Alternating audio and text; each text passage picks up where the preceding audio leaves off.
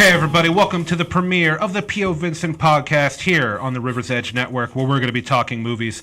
I am your host, Vincent Didiano, and with me is my comrade, my colleague, my cohort in comedy, Eric Williams. Eric, how you doing, man?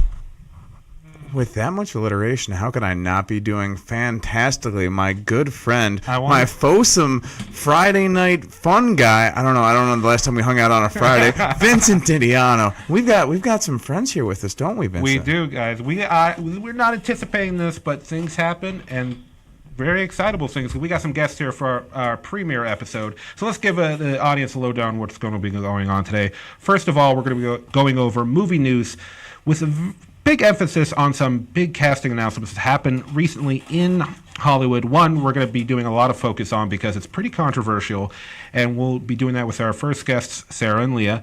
And then we're going to move on to the middle section of the show, where we're going to be discussing the unhappy status of the Star Wars franchise, and we're going to be doing that with our other guest, Brian Crawford. Time out. Who are our guests again? Our guests are Sarah and Leah for the movie news section. And then, there they are right there. Give a wave. You guys are on. Hey. We'll bring them in just a few minutes. And then during the Star Wars section, we're going to be talking with Brian Crawford of the River's Edge. There he is. Hey, Brian. Surprise. I'm here. I'm still ticking. I'm still ticking. And then we'll be ending off the show with me and Eric as we give our review of Hotel Transylvania 3, starring Adam Sandler and directed by Evgeny Tartakovsky. But first, we got to get into movie news. So, like I said, we've got some casting announcements. First, we'll get to the one that's a little less controversial, just get things off a little nice, and that is involving the DC Universe. Eric? Wait, time out. The DC Universe is the less controversial thing? This is going to be rough. It's going to be a little rough, believe it or not. It's going to... Me and Eric have some What is feelings. DC doing? What are they screwing up this time? Well, it was announced actually, I think, late last year that due to the issues they've had with their other movies, that they were going to start... You mean them being horrible? Pretty much. Yeah. Oh, God. Don't get me started, Eric, because you know if I start talking about Batman v Superman, we're going to run out of time. Like, you shouldn't bring up God. Like, the DC movies are a pretty strong argument for there not being a God. Now we're getting controversial. Yeah, but so they announced last year that they were going to start doing a lot of spin-off movies, and that some of them wouldn't be necessarily connected to the universe they've begun. But now it seems like they're backtracking. Basically, what I'm saying is they don't know what they're doing, and they're just like, we made things, look at it.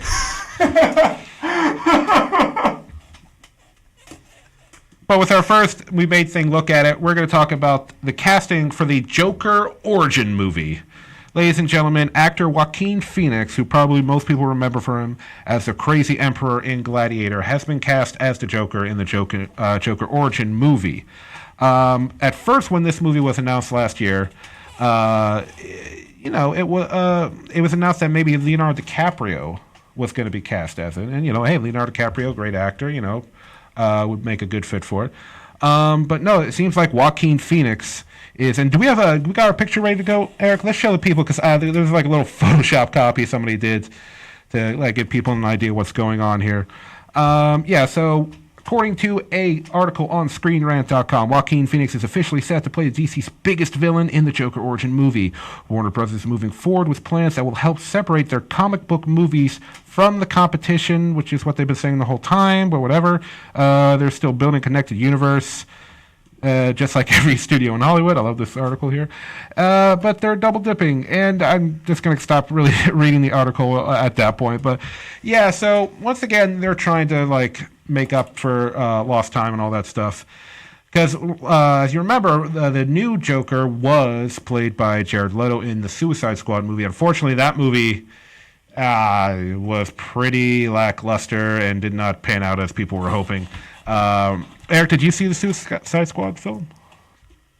I did, and I think I was slightly less disappointed at watching it than Viola Davis was in being involved with it. And for clarification, I didn't have to receive dead animals in my mail sent to me by Jared Leto. Yeah. So, and I was... he actually did that. He's a bad person and what's the term, actor? Method? Horrible. Okay. Okay. See, Eric, that's why you have him on the show.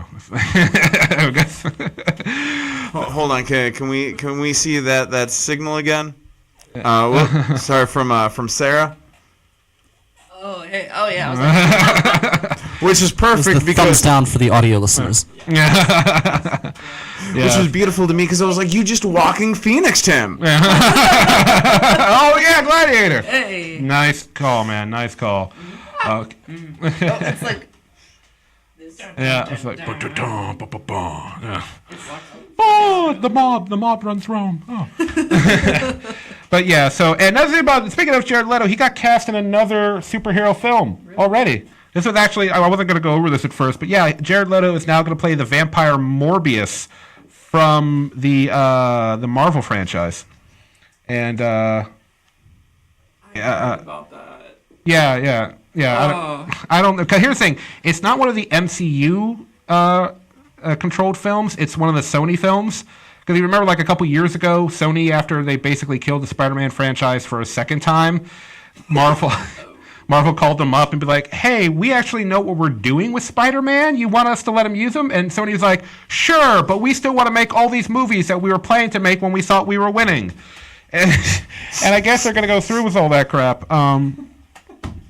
But yeah, so Jared Leto, I guess I don't blame him because apparently he had a lot of problems on set with with the Suicide Squad movie. So I mean, I thought he was going to make a good Joker, but the way they designed him, the way they had his relationship with Harley Quinn, I'm like, one of the most fascinating things about Harley Quinn is her, her abusive relationship with the Joker, and it's like a story to tell like young women. No, stay away from these guys.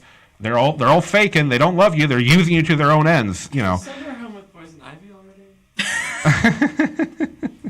Well, no, they've hooked up a few times in the comics. Yeah, I know. Yeah. That's what I'm saying. Yeah. Like, come on, bring it to screen. I don't know. Oh, well, she might show up because they're doing like a Sirens film, so I'm sure she'll show up in that.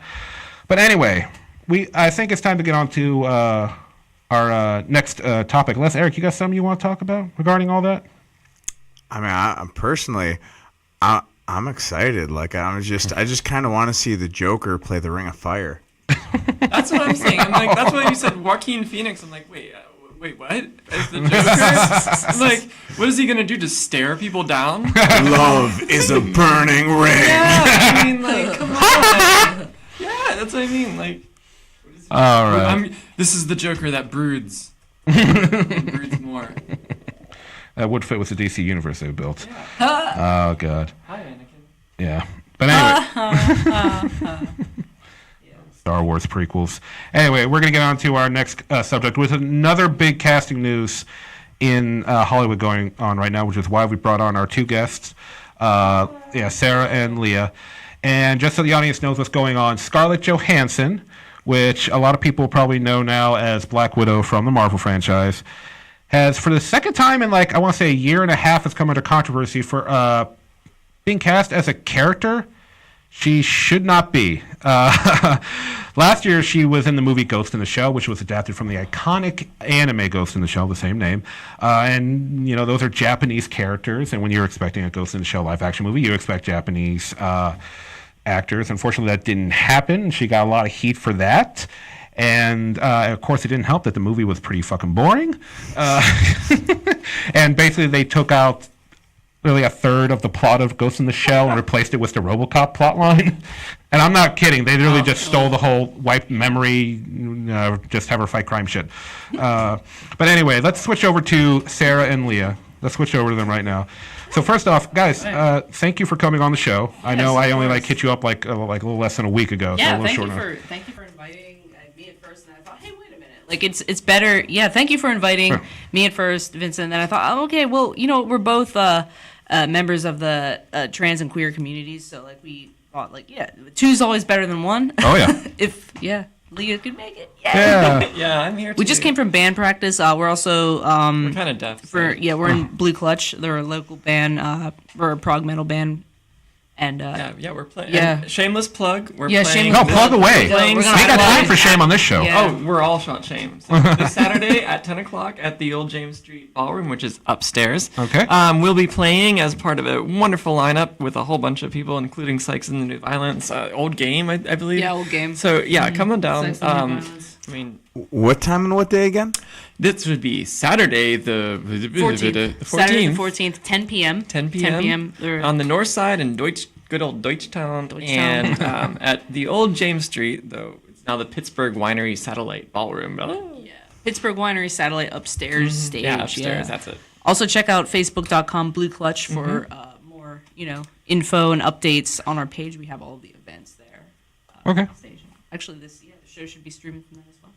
So, hello? Yes, check. Oh, yeah. All right. Okay, let's keep it. Yeah. Can you hear me? Oh, yeah. Get another Brian to the microphone. rescue All with an right, extra thank you, mic. Brian. Woo! All right. So, Got a mic. So for audience members who don't know the details, basically Scarlett Johansson will play a transgender character in a movie adaptation of real-life transgender massage parlor owner Dante Tex Gill. And a lot of people are not enjoying this at all. So once again... Yeah, to say the least. Yeah. Oh, my God. Yeah. There's been a lot of controversy, and I know. I've read several articles about this, like leading up to this whole interview chance, and everyone pretty much shares like the same, like pretty much almost like the same viewpoint I share. Like I think it's it's not necessarily unexpected because Hollywood has never really, I guess like accurately represented trans and queer characters in like especially on the big screen. Oh, yeah, independent films it's a bit different, but like on the big screen. Oh, yeah, of course, totally. Remember, like, every gay Hollywood, character in the 90s was just flamboyant and concerned about, Yeah. drapes and stuff like that. It was, Yeah, they obviously they do well with like featuring like gay characters, lesbian characters, but like when it comes to gender identity, the characters represented in like big screen films are very, very limited, Right. and it really like poses a huge I guess representation of erasure, like for the community, because like I myself personally, I'll let Leah talk here in a minute. Sorry, I just started you're fine. talking. Go on. But like I identify as non-binary, which is under the umbrella of trans. I'll openly say I've never used hormone therapy to alter my gender. But yeah, I identify as non-binary, which is under the umbrella of trans. So I was laughing because it was sounding like you were like shouting down rumors. shutting down rumors. I don't know. I have rumors no are all idea false. what people say behind. Fleetwood Mac is really hard to shout down. Well, I'll shout them down. I don't know, That's but me. like we're like, kind of like getting some buzz like in a local band around here, and like we're trying to like just be like As queer as possible? Yeah, as queer as possible, and be like a voice and like a representation to like make other people say, hey, there are people like in the entertainment music industry doing this. Like we need to have less erasure and more accurate representation of the population of a whole, not just cisgender people in entertainment, music, etc. So yeah. Amen to that. that's like my in general spiel on it. But Leah, what do you have to Yeah, say? I wasn't familiar with this person, but just reading real briefly and finding out that he was a mafia crime person who owned a massage parlor in the red light district downtown during the 70s and 80s. Yeah, that's pretty cool. I can understand why Hollywood picked up the story because that's just effing gold right there. Oh, yeah, but, yeah, no. But the whole problem is that we're at a point, especially right now, timing-wise, is like it really couldn't be any worse. Asian erasure in Hollywood is bad in its own right, and to kill something like Ghost in the Shell so brutally, ow. Yeah. But then the back and back, oh, you thought that was bad? Ha! Yeah. Ha! I got you. Wait for this. There's a long history of trans people being played in the movies by cis people. Now, that may you'll see people use the argument, actors need to push their boundaries. We're trying to they need to be able to try to do other things, like the really out there stuff. That's so alienating to trans people. Is we're the challenge. Okay, why don't you play a rock? Yeah. I mean, were, like, come on! videos- Like, there's this nice wood table here. I would really appreciate this being Scarlett Johansson rather than being on the big screen. But again, we're at a pivotal point where trans rights are just becoming like a thing that people are becoming aware of on a large scale. Yet we're also facing tons of discrimination with the whole shebang in Washington. Anyway, but having there's a general perception that is been carried by the public for eons that trans people are just regular people who are screwed up in a certain way. Oh, we just dress as the opposite sex, which, I mean, is so just downright squeezing of the entire beautiful spectrum that is humanity. I mean, it's a reductionist view that refuses to see people as more than just, oh, hi, it's a square peg. Oh, hi, it's a circle peg. Yay! Can you find the hole? Yeah. No, I mean, there's stars, there's freaking unicorns and everything in there. And it's just, it's a shame that now when, as people are hearing the term transgender more often, that there's this huge opportunity to be like, oh, hey, here's a trans person. And I know, especially in the history of Tech Skill, there's a lot of discrepancy about how he actually identified, whether he identified as being a butch woman or as a transgender man. It's kind of up in the air, but I mean, he always used the pronouns he, and at the very least, rather than casting a skinny, very femme woman as a very butch or manly person who's large. They could have they could have at least done a better job in casting somebody who better fits the role, even if they regardless of gender identity or whatever. Well, I'll say one thing about that, if I may. Yeah. That's the only part of this that I have heard people say physically she doesn't look like Dante at all. But then I think back to the movie Monster with Charlize Theron and how Charlize Theron looked nothing like Eileen Wuornos, and with some special effects makeup, she looked pretty damn close. So that's the only thing that I would say is off. But but that's far secondary issue compared to the fact we have transgender actors coming up. I mean, I was going to say that there were videos of auditions that I saw, it was listed videos of auditions of trans actors who tried to get this role before they decided to cast Johansson. Yeah. But yeah, I mean, it's one of those fat phobia things. It's come on, it's phobia, transphobia. Again, it's historical Hollywood just being a erasure-filled pit of goo. Yeah. That it is. I mean, people use slime a lot, but I think that's not being fair enough. Hollywood is one of the biggest epitomes of Machiavellian capitalism. Oh yeah, we do all these good things, but don't ask about how our casting process goes. Please don't ask about this. I would like to give a shout out to Michael Chitlis and that one guy in Thor Ragnarok who did play Rox. Taika Waititi? Thank you. God damn it, Eric, you and your references. All right. Well, we've only got all right, so we got a couple more minutes before we got to move on. So I'll ask you guys one last thing. Sure. So in all this controversy, because this is broke about last week, Scarlett Johansson responded with, and I believe she's responded to this in a Twitter, on Twitter or something. She said, tell them that they can be, in terms to people's issues, she said, tell them that they can be directed to Jeffrey Tambor, Jared Leto, and Felicity Huffman's reps for comment. And she's referring to the transgender roles they have played in the past 10 years with Jeffrey Tambor on the show Transparent, and Leto in Dallas Buyers Club, and Felicity Huffman in Transamerica. So, real quick, how do you respond to her response or response? That's literally the most offensive thing you could possibly come back with. It still is erasing the issue. The people they don't identify that way, and they are casted to play roles that they don't accurately represent. Even though it is Hollywood, I understand they're going for big money and stardom and everything, but they're still erasing the issue of more visibility of minorities. Right. To me, it's the classic thing that's wrong with the world and humanity and how we interact with each other. It's well, these other people were terrible. It's a classical logical fallacy. Like, oh, Yeah. this Yeah. other thing is happening that distracts from the argument. And also, Yeah. like, it's like, Raises have you the been issue. paying attention to how much bad publicity Jeffrey Tambor That's and what I Jared was about to Leto- say. Yeah, Like, horrible reviews did you- from like, playing but it's like, those yeah, roles. it's like, Yes, bring it it was on. terrible to We're watch. going to be as Ugh. terrible as possible too. Dallas Ah. Buyers Club was hard to watch. Like, oh my god. I can't. No. I know. It's just.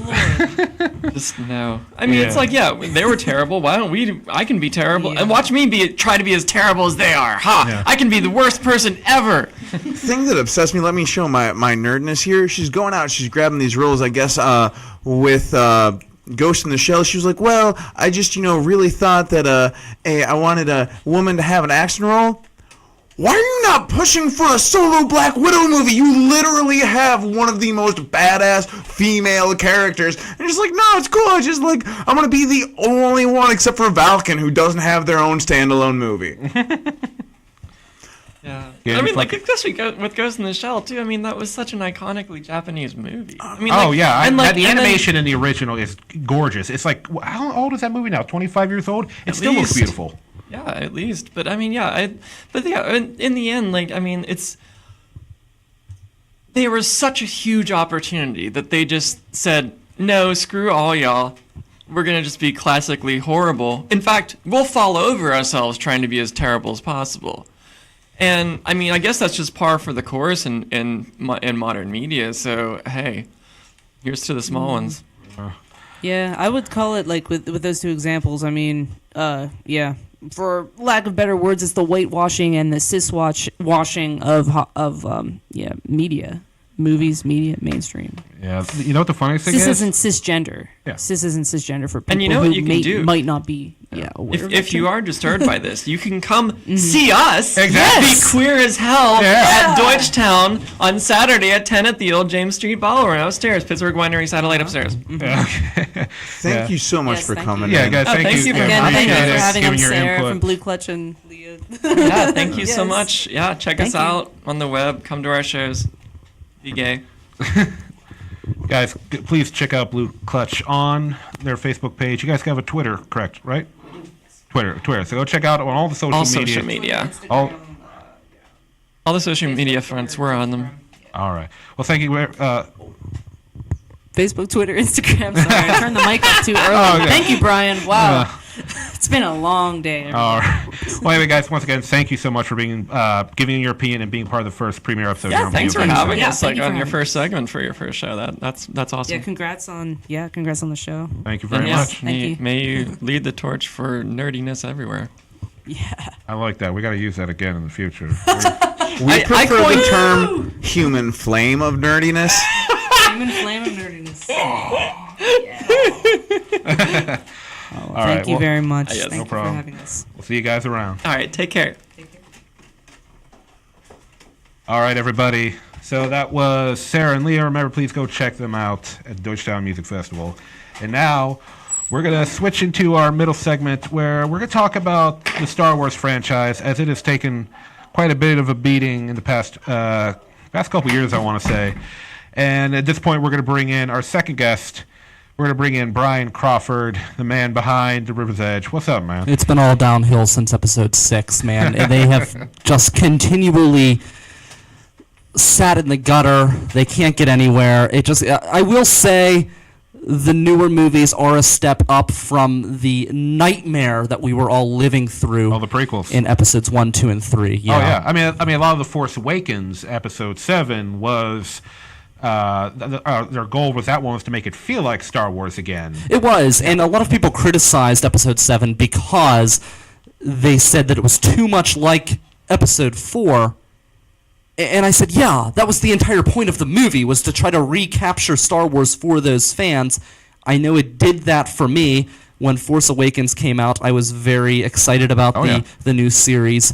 And then it just has been a slow decline ever since that high note. Yeah, because as we move forward, then we had Rogue One, which was the best of all of the new movies, by far. Yeah, it was really, the only thing Definitely I will the say, best. and I will say it, I've said it before, is that Felicity Jones, who played Jyn Erso, the main character, I think she's a very talented actress, but I found her character kind of boring in that. Right?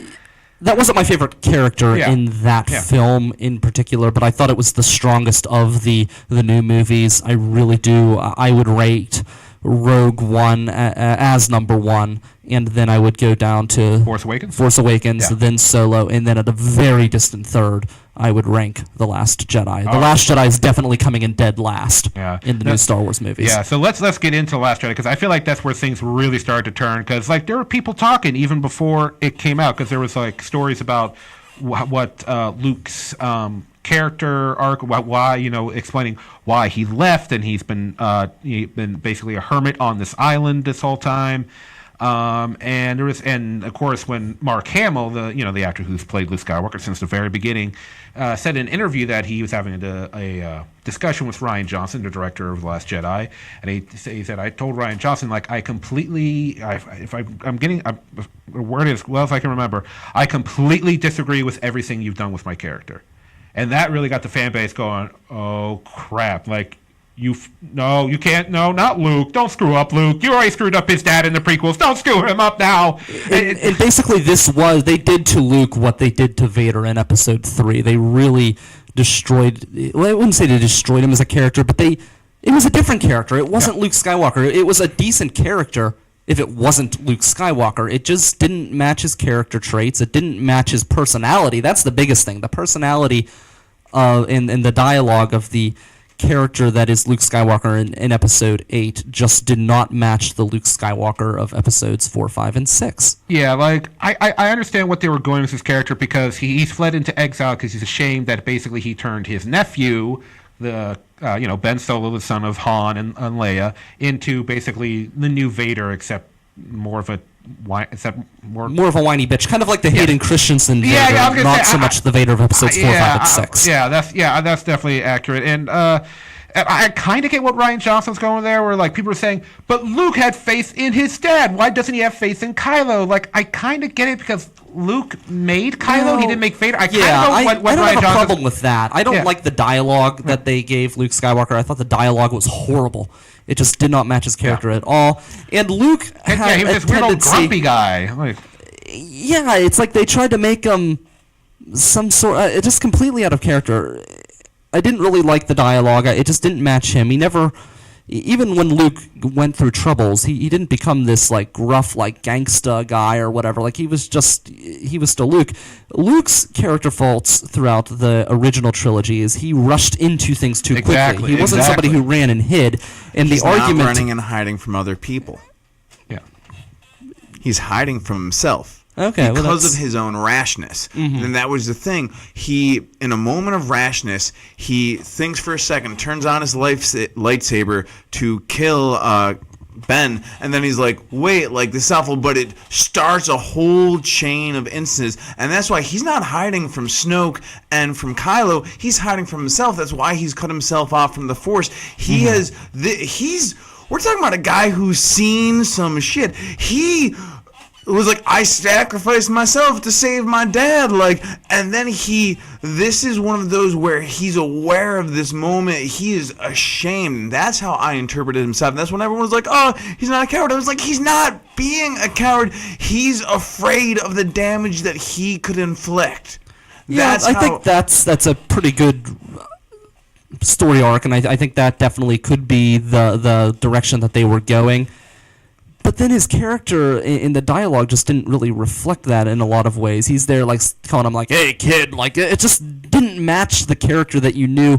And I'm not saying that he didn't have faults. Luke definitely had faults throughout the originals, but it just didn't seem like Luke. It didn't feel like Luke to me. And that's just one small problem in Last Jedi. There's so many different issues. I want to clarify, like, I've taken a bunch of psychology, and I don't have a degree, which means that I'm basically just every high schooler taking an intro psychology class. But everyone's like, it doesn't fit the character.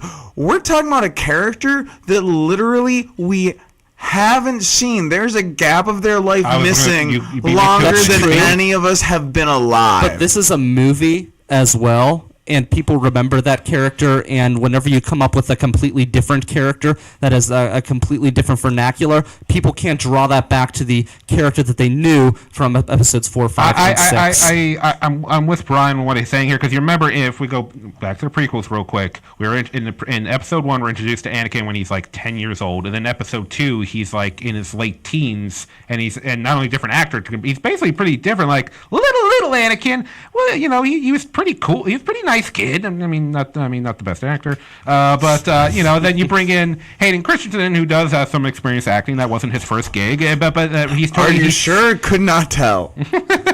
I don't blame Hayden Christensen. I blame George Lucas because he's not a good people's director.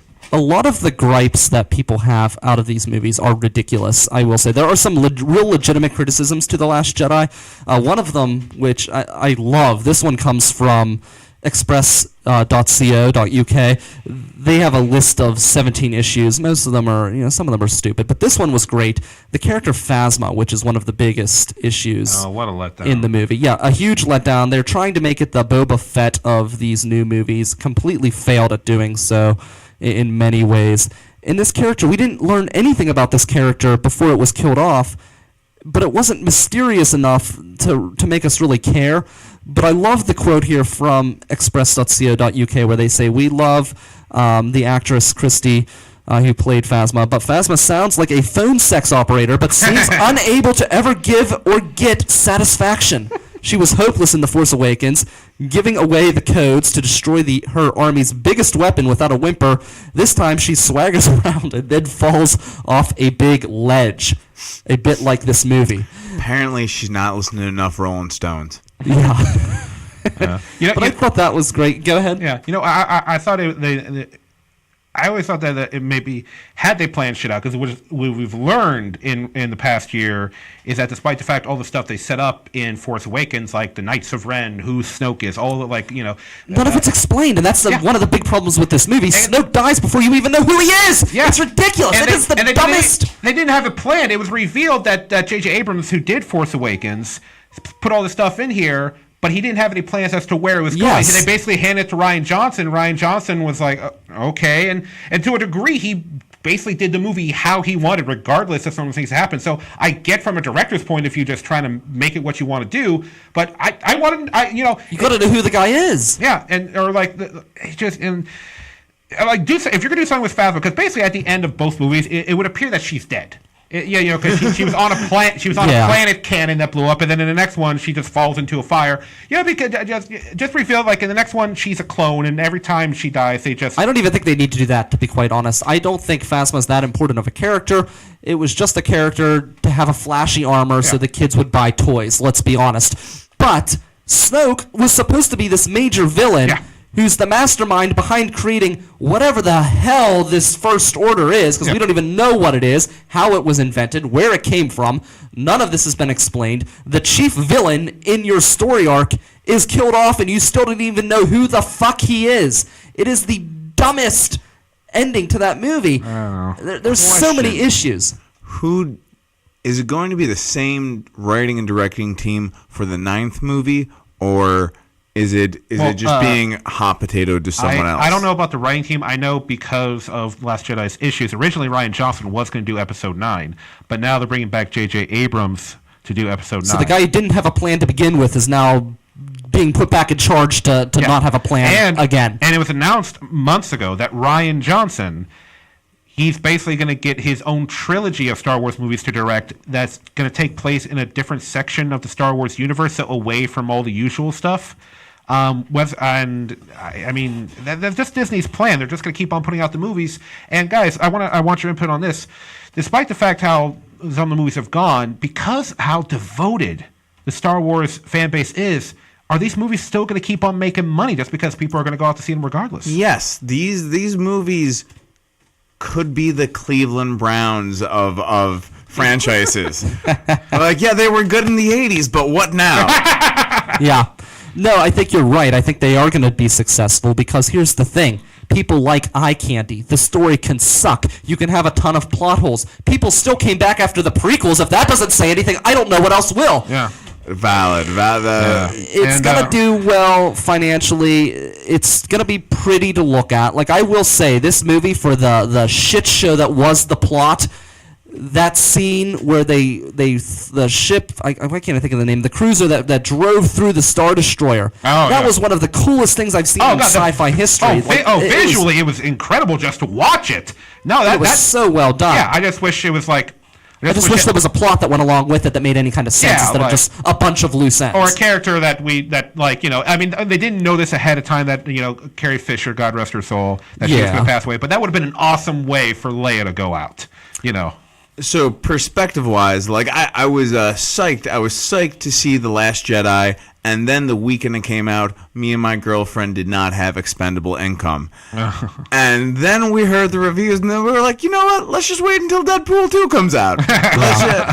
But so I caught it on Netflix, and the thing is, relative expectations. Like, instead of like having come off of The Force Awakens, I was expecting a complete kerfluffle, and while there absolutely were issues, major issues, there were a lot of issues. I would debate, of course, with you. We don't have time to get fully into it, but primarily to me, I looked at it as a chase movie. Like, the rebellion's fleeing the entire time, and they're largely.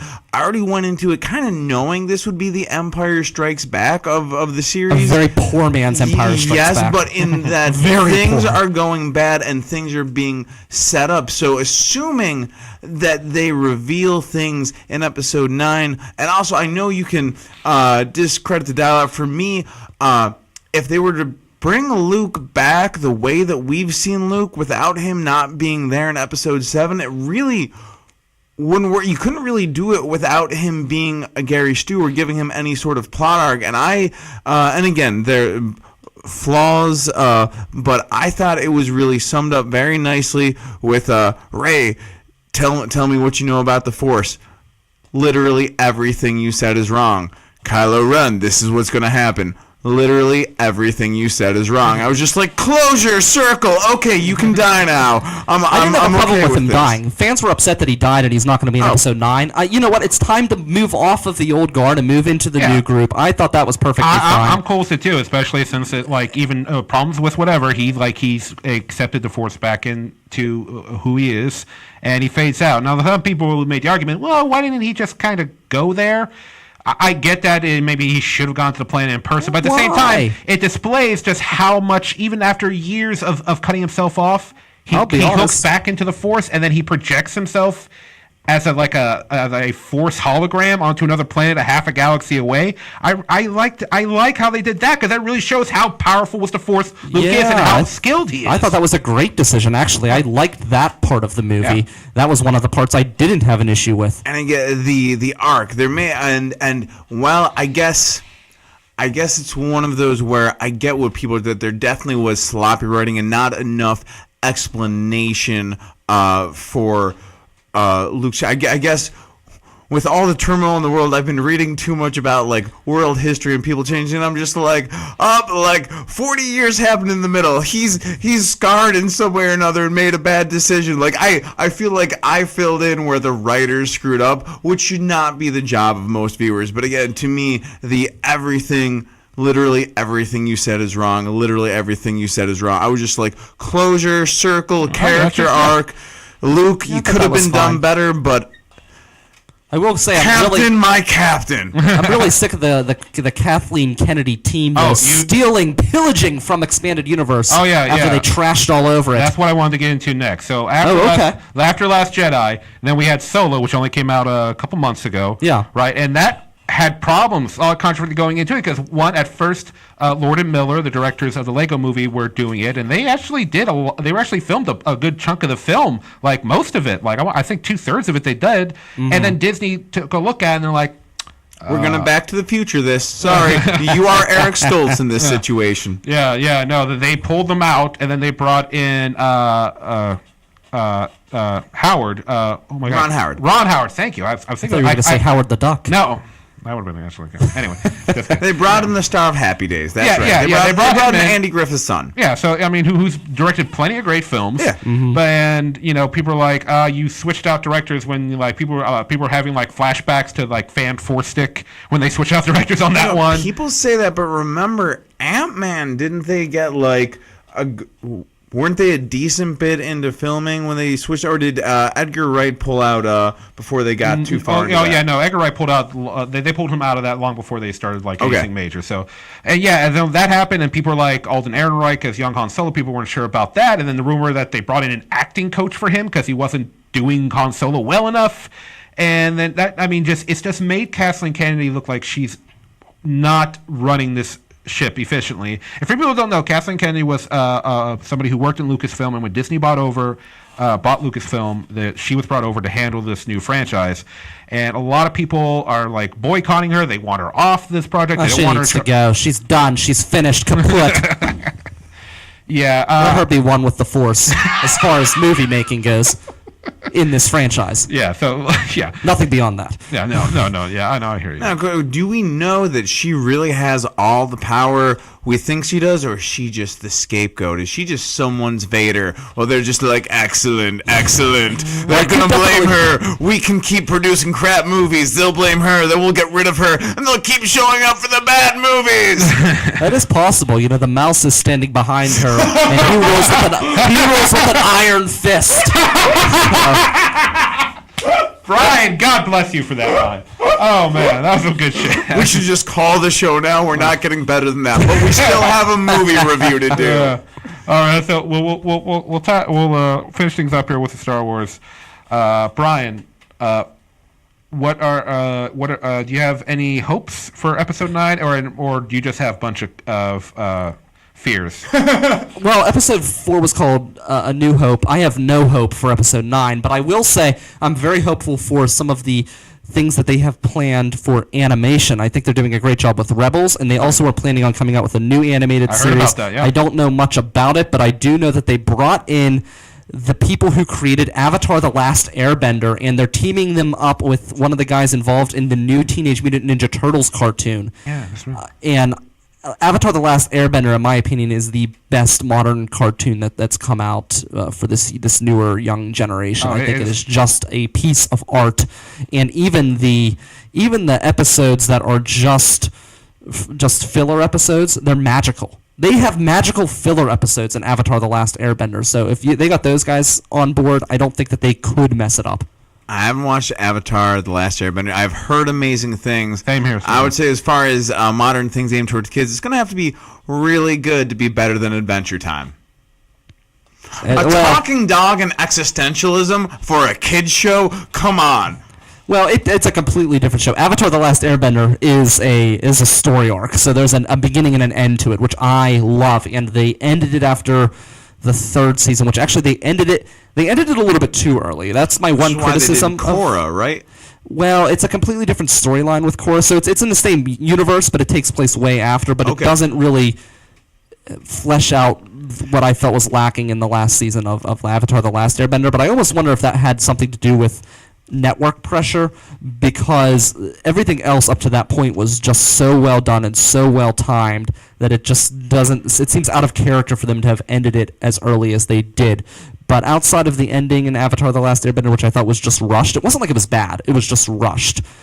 Other than that, I thought it was, as far as like a storyline that has a start and an end, I don't know of anything else that's better in today's modern world. I mean, it's so good.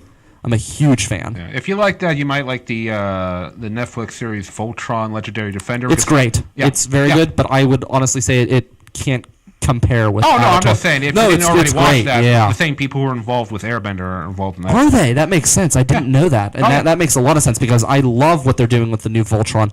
It's fantastic. Avatar was just so special. And I think it's because it was so unique and different and original. And that show, it had you on an emotional roller coaster sometimes for a cartoon. There's this one episode where it was several mini stories in Avatar: The Last Airbender, and one of them had the old man Iroh, which everybody loves because he's Uncle Iroh. He is a humorous character, but he's also a very wise character. He's kind of raising Zuko, who's the main villain in the beginning, and then he transitions into a hero throughout the show, throughout the series. But Iroh is there commemorating his son who died in the war, and it was a very sad episode. And he's singing this song, and he's very sad, and it was in memory of the gentleman who played the voice actor who played that character who had passed away. Oh. And it was a really, really touching episode. So they were able to make you cry, they were able to make you laugh, everything in a cartoon, which is very unusual today. Today, a lot of cartoons don't have that type of depth and the peaks and the valleys. So I'm really excited to see what they can do with Star Wars. The takeaway I got from this conversation is when Star Wars Episode 9 comes out, I'm going to be watching or rewatching Avatar: The Last Airbender. All right. It's worth it. Well, what I'll say lastly about Star Wars is that due to Solo not performing as well as they were hoping, quickly, I thought Solo was fun, but it wasn't great. It has its problems. But due to it underperforming, they were going to do an Obi-Wan Kenobi movie that apparently takes place between Episode 3 and Episode 4. But due to Solo's poor performance, they're reconsidering doing the Obi-Wan movie. And Disney, of all the spin-off movies you've talked about doing, the Boba Fett, the Yoda, the Han Solo, the Obi-Wan is the one people most want to see because they want Ewan McGregor back. So if you want to get shit back, back on track, go through with the Obi-Wan movie. Just put everything you got into it. Just focus on that. Focus on Episode 9. And just don't get so worried and just like money grubby about these other spin-off films, okay? The people have told you what they want. Go through with it. All right. Anyway, Brian, I want to thank you for being on our premiere episode, man. Always nice to see you. And, hey, thanks for helping us put this show together, man. Yeah, best of luck. Thank you. All right, everybody. Now we're going to get into our movie review. Me and Eric just saw this movie. It is Hotel Transylvania 3. It's really the movie franchise that's keeping Adam Sandler afloat. And Eric, have you seen the other two films? I have not. This was my first foray into Hotel Transylvania. Oh, okay. Well, just to give a quick recap of the first two films. In the first film, we meet Dracula, played by Adam Sandler, and he has a daughter, Mavis, voiced by Selena Gomez. And we find out that because of all the horrible things, of all the monster hunting that happened hundreds of years ago, Dracula has opened up a hotel for monsters to come to, vacation, and just be themselves. And it's hidden away from humanity because they think all humans hate monsters. Fortunately, a goofy human voiced by Andy Samberg, finds his way to the hotel by accident, and Dracula's daughter and this guy fall in love. And over the course of the film, as you may guess, Dracula starts to see that maybe humans have changed. And by the end, he figures out, oh yeah, humans have changed. Second film takes place. Monsters are out in the light now. Humanity knows that monsters are all out there. And for the most part, they're all getting along pretty well. But now, Dracula's daughter and this guy, they've gotten married and they have a kid. And the conflict there is that, are they going to live in the human world with the kid, or are they going to stay at the hotel? And Dracula's freaking out, and he's basically trying to figure out whether or not his grandson is a vampire or a human, and he's trying to, force the kid to transform into a vampire because there's never been a hybrid in this universe before, so they don't know what to do. Point is, Dracula's just going to all these goofy lengths with his buddies Frankenstein, Mummy, Werewolf, to try to get the kid to go vampire because his dad, the grandfather, voiced by the great Mel Brooks, is coming to visit them, and if he finds out that there's a human grandson, he's probably... Yeah. But by the end of the movie, things get resolved, blah, blah, blah. And now we find ourselves in Hotel Transylvania 3, where Dracula, after everything, he's finding himself a little lonely because his wife died over 100 years ago. And it's a long time to be single. It's a very long time to be single. Yes, and he's getting lonely, but he doesn't want really everyone to know. And his daughter just thinks he's stressed from working all the time. So they go on a cruise ship for monsters to have a good vacation, spend time with the family. Makes sense, yeah. But little do they know that the captain of the cruise ship is actually the great-granddaughter of Abraham Van Helsing, the famous monster hunter that was Dracula's sort of rival back in the day. And this leads to a whole bunch of hijinks on the high sea. So, Eric, considering this is your first introduction to the Hotel Transylvania franchise, you didn't see the other two, You asked me a couple questions during the movie, which you were a little lost. But once you were like, oh, okay, this is who this is who that. What are your initial thoughts on the film? Well, first, I like your sword of rival Van Helsing comment. Like, I would say that Van Helsing and Dracula, in the context of the movie, were like rivals the way that like the Washington Wizards and the Cleveland Cavaliers were rivals when LeBron was with them, or the way the Browns are rivals with the Steelers now. Like, it was a rivalry is supposed to have both sides winning on occasion. I was really confused in the beat because this is a kids movie, and they're like, okay, 1897. I'm like, okay, and then Van Helsing pops up, and they keep showing these scenes of Van Helsing trying to kill Dracula and getting wrecked, and I was like, Dracula is killing a lot of Van Helsings for a kids movie. Yeah, at first I thought that too, because they keep having these flashbacks to them fighting, and I thought, oh, every time we see a flashback, it's like A different Van Helsing. No, it's the same dude. Every time he did, and that's when you remember. Oh, it's a cartoon universe, and even though we have monsters, a person can fall off a cliff and be relatively okay because it's cartoony.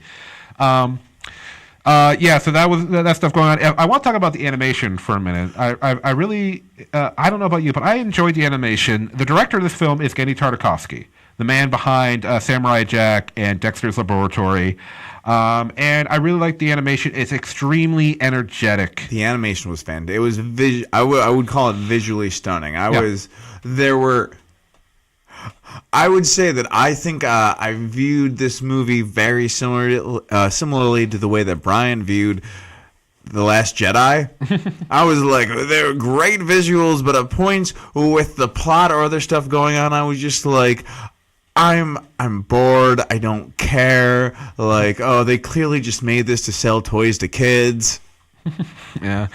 The animation is great. It's extremely energetic. There's always movement going on screen, and each character is very physically expressive. You could like turn the volume off, and you would know how each character is feeling in the moment. And like, they're very like their arms, heads, legs. They're very physically expressive.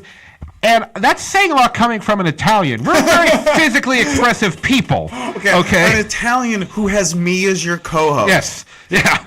If you think this, whoo, imagine us on speed or something. That's how expressive they are, but like in a good way. It's not like annoying. Speed and some Bengay, because dang is Dracula flexible. He is. Those dance moves. I know. That's a theme they've kept throughout the films is dancing. Like they established that in the first movie that Dracula is an extremely good dancer and a good singer, right? And they kept that going in the second one too. Like that's part of it. And I don't know if that was getting Tartakovsky's idea or maybe Adam Sandler suggested it. But yeah. Now as far as the plot goes, it's pretty straightforward. That Dracula, he's fallen in love with the granddaughter of Van Helsing, Erica. He doesn't know it's her. So there's all these spoilers, Vince. Spoilers. Yeah. Gotta warn the audience first. Come on. Do you know how many 10-year-olds are eagerly watching this show? You just ruined their Friday. Sorry to me and Barbara. I don't know. What do you call it? There are 10-year-olds watching this. They have horrible parents. Even though I keep telling all my friends, keep your 10-year-olds up, knowing that none of them have 10-year-olds because most of my friends are as irresponsible as me. Oh, my God. It'd be so funny if there is a 10-year-old watching us right now and like the next day they're like, I'm Italian. This is what Italians do. Like the man on the internet said that. Oh God. Anyway, so yeah. Now there's a lot of the secondary cast is kind of reduced. Like usually, the character of Mavis, Drax's daughter, which you can see on the poster here, who's voiced by Selena Gomez, she usually had a more prominent role, especially in the first one. You just call Dracula Drax? Which to me would have been like... It's Drax and the Possessive. It would have been way more fun for me if the movie were the exact same plot, but with Drax the Destroyer instead of Dracula. Oh, Dave Bautista. Where is Mavis? Why is Mavis? But yeah, no. Yeah, she cannot go over my head. Nothing goes over my head. Yeah. But she flies, Drax. Curses. But yeah, no. So like the secondary characters, they're just there. I mean, like I said, Mavis usually had more of an important role because in the first one, Dracula's trying to keep her away from the guy. In the second one, she's like experiencing the outside world for the first time, and she's like, "Ooh, maybe we'll move to like America, or something like that." Her role just really is she's mostly concerned about Dracula because she like starts to catch on that there's something going on between him and Erica Van Helsing, and she doesn't like that because her dad has never been in love with anyone except for her mother, and her mother died when she was like an infant. Yeah. So there's like that kind of typical. You expect that the daughter or son not liking, like, you like somebody else. That's not mom. Like, so that's kind of like been there, done that stuff with like family films involving, like you've seen a bunch of times. Like, I think of Man of the House with Chevy Chase. Like, remember Johnson Taylor Thomas, and you can name a whole bunch of other movies. So that was kind of like I thought the movie did a really good job hitting certain adult concepts in a nuanced way. Like, they didn't go overboard with the like, hey, bigotry is bad. Like, monsters and humans can coexist. They were, and also hitting on, like, sometimes people we love die. Like, it addressed that. I felt like they didn't get overly silly or dramatic, or like, I thought they did that really well. I was generally bored with Adam Sandler's character and the Adam Sandler crew. I told you this after we watched it. I remember, but I would just generally, I was like, oh, okay, all you friends are like sitting in a sound booth dropping like dry, relatively cliche jokes. Like, they literally dropped the denial joke. I feel like maybe which kids laughed at. Like, it was weird. Yeah. It was weird being in a. I have not been in a movie theater with that many children since I saw Up Alone opening weekend. Oh, you saw the first 10 minutes by yourself, bro. Oh my God, there was a kid with his dad going like, "Daddy, why is the guy who smells funny crying?" Yeah. The other thing is that, but they did add like cool little things, like they inserted certain monster mythologies into it. Like, there's one scene where the famous like Mexican monster, the Chupacabra, which was the one that sounded like Antonio Banderas, walks up to the bar and it's like, I need a drink to quench my thirst, and the guy just hands him a martini glass with a goat in it. And that's part of Chupacabra mythology, that they're these weird, like, dog, lizard hybrid creatures that run around and eat goats and cows and shit. So that I enjoyed. I liked they fit in that. But yeah, in terms of story and plot, it's something we've kind of seen there. And the writing was okay. But anyway, so let's wrap this up with saying, Eric, would you recommend Hotel Transylvania 3? To adults or to children? I'll say to families. I would say yes. I would recommend it to families. I think visually it was awesome. I would have liked to see more screen time. I thought Andy Samberg's character was fantastic. I thought the child between him and Maeve, as well as the werewolf child from Steve Buscemi, and the like werepossum. Like, I wasn't sure what in each movie they have like 20 more kids. But like the two kids' characters and the giant dog Tinkles, which I'm sure there are plenty of stuffed animals of that being sold right now. But the screen time with that was fantastic. I told you straight up, if they did a spinoff or a TV show that was Andy Samberg, the kids, and the dog, like I would eat that up. I actually think there is a spinoff show like on Netflix or something, but I think there is. Probably. Yeah. Adam Sandler has like a crazy contract with Netflix because the major studios don't want to work with him anymore. Yeah, pretty much. You say that, but at the same time, valid. But like that Netflix contract is bank money because you get paid straight up, whereas major studios, you get a pay, but a lot based on the box office and royalties, et cetera, et cetera. Yeah. Vincent Didiano, my recommendation is go see it on a deal day or matinee pricing. That's my recommendation. If you just want something to go out with, have some fun with the kids, that would be my recommendation. Just wait till like you get a discounted price. But anyway, we got to wrap things up because we're getting close to the edge here. So, ladies and gentlemen, thank you for watching the first episode of POVincent here on the River's Edge Network. We do want to thank the River's Edge for being our host and having us here.